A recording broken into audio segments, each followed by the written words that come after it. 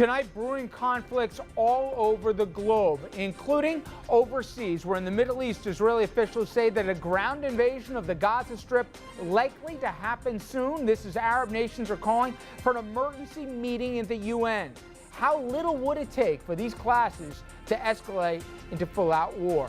And President Obama taking a trip out west to Texas, where he's attending a series of fundraisers and weighing in on the border crisis. We learn now that he may speak as early as within the hour on the crisis. The president, so far, yet to speak at the border here or see the border, and criticism is ramping up.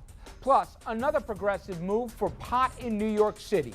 The Brooklyn DA, Ken Thompson, says he will no longer prosecute low-level offenses. Not everyone is on the same page. Good evening, everyone, and welcome to RFL. I'm Richard French. Thank you so much for joining us. We're going to get into all that, plus a possible MTA strike that could be coming in a couple weeks' time. Less, in fact, we'll get into all that over the next 60 minutes, plus be joined by our legal team to be getting into a couple of really hot-button trials and also legal issues as we speak. But we begin overseas, where Israeli officials say that ground invasion of the Gaza Strip is quickly approaching. And tonight, airstrikes between Israel and Palestine continue. U.S. Embassy in Tel Aviv closed as a security precaution, and world leaders are discussing how to try to resolve this as tensions only intensify. The blare of sirens cuts through a wedding ceremony in Israel. The bride, groom, and guests running for cover. This and other rockets fired from Gaza intercepted by Israel's Iron Dome. But the defense system doesn't always work. This is some of the wreckage left from a rocket that hit near Tel Aviv, just one of more than 10 Israeli cities targeted in the most far-reaching attacks yet by Palestinian militants. I think that in general we are calm, although we are a little bit anxious. We took the children to the shelter. Israel ramping up its response, officials saying they hit about 160 targets in Gaza overnight, including this house. They claim it was used as a control center for Hamas militants. We told Hamas to stop this rocket fire, but they continued. And now we are acting. Leaders in Gaza say several dozen people have been killed there this week, including civilians.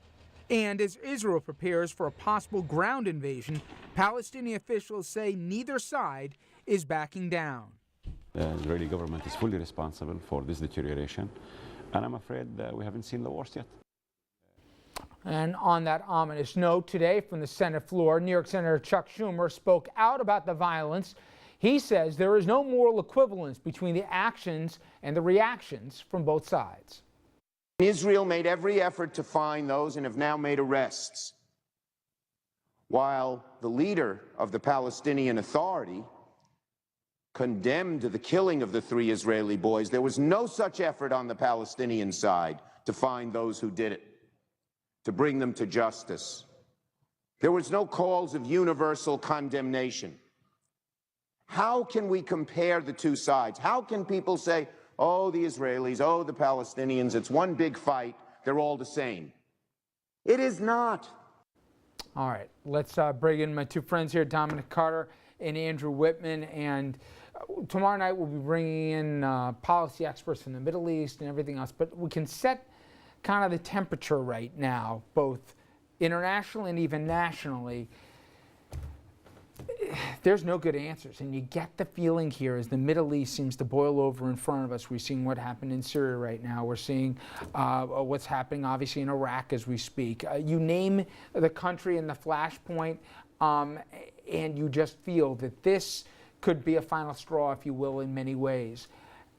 The choices, forget it for this administration, the choices there are between bad and worse. And you get the idea that Israel feels that there may be a chance here to finally step on Hamas, who overstepped both their abilities and also that unwritten line. And Egypt and no one else is pulling them back. This thing might get a whole lot ugly before it gets, the normal back and forth, and then there's a cooling off period. We might have a different headline tomorrow. Well, Richard, if you're an Israeli living on the border where those Hamas bombs or missiles are coming across, then you want Israel to put an end to this and to do it immediately.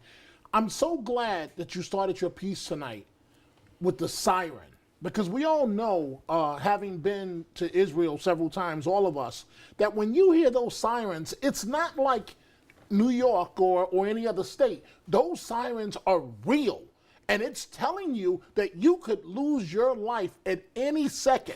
And so the Scud missiles or whatever that catches those missiles is doing a great job, but you still have debris. It's a very volatile situation that can get a lot worse very soon. It's that Iron Dome, and it also speaks a little bit to the perspectives that surround this as well. The U.S. helped secure the Iron Dome there. The Iron Dome is largely 90-some-odd% effective, but as we've seen here, it's not 100%. And now some of the missiles have long-range capabilities that can go to Tel Aviv or Jerusalem or whatever else. But even the siren analogy that Dominic raised, when you hear the siren, supposedly you have between 15 seconds and a minute to gain shelter. And in some of the coverage they say, but there are no sirens on the other side of the Gaza Strip here. Take a look at some of the rubble that we'll see there. You get this palpable sense from officials from within Israel and others, and you heard it from Senator Schumer, that this attempt by the administration to a certain degree and others to equalize the pain and suffering and frustration on both sides is a false pretense, and that they are not equal. The Hamas fighters are in effect using human shields of families. They're being in apartment buildings, which would guarantee that there's going to be civilian casualties when the Israelis strike back. But I think perception is going to play a huge role in what happens next here. Well, the U.S. had tried to intervene and had tried to work with Secretary Kerry towards some sort of peace deal between the Palestinians and Just Israel. like every other administration, right? Every administration, especially in the second term, Yep. seems to make that attempt.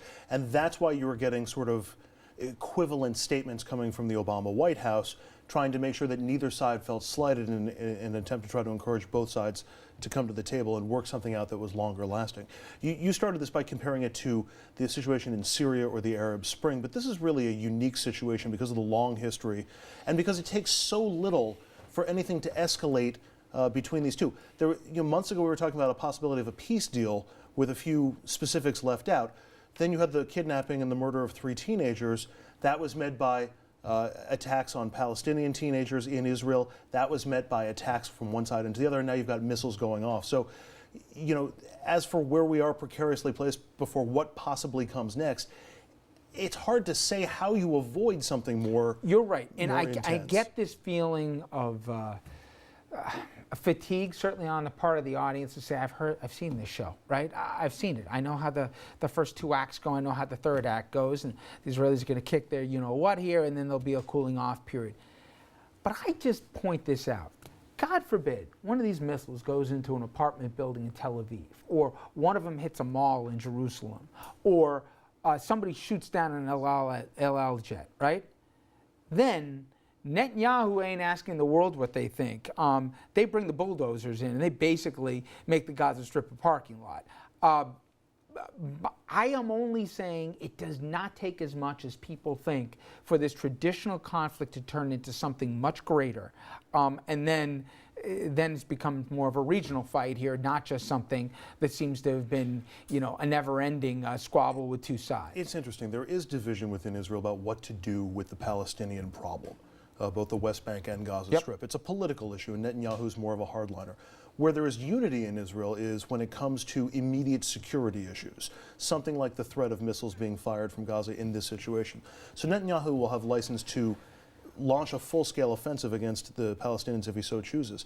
As for the bulldozing the Gaza Strip, I don't know if even he thinks that is productive in the long run. Well, the only reason why I think it might be this population inside his You're borders right, that he's got to deal with. But the only reason why I think some folks say that this is more legitimate than maybe before is, all of a sudden now, if they believe Hamas is weakened, and a lot of people thought behind the scenes every bad actor played their role in this, except all of a sudden nobody made Hamas stand down like they were before. They believe financially they're far more overextended. They got few resources left. They have political problems. They got elections coming up. If Israel thinks that they've got them by the throat here, Hamas, and they can finally break them, I think they might. And none of us is pretending to be an international expert, but I'm saying that this is a domestic issue too. And what role we have with either giving unqualified support to Israel and stop trying, as some would accuse the administration of looking to both sides, it's going to play out. And now just think about the following. If this plays out and the U.S. gives not only unqualified support, but even some form of presence there, what then will other people say? Hold on a second, look what you do for Israel, but what about X or Y populations? And that's when we come back, where we'll get into. The president will be facing, I'm talking our president, even more backlash over the border crisis, seemingly with each successive day. President, he's in Texas tonight, and we've just learned he's supposed to address the nation in a little over a half an hour. But as we understand right now, still no trip here to the border scheduled. Is this a good or a bad move by this administration? And where really should the fault lie with the crisis unfolding before our eyes?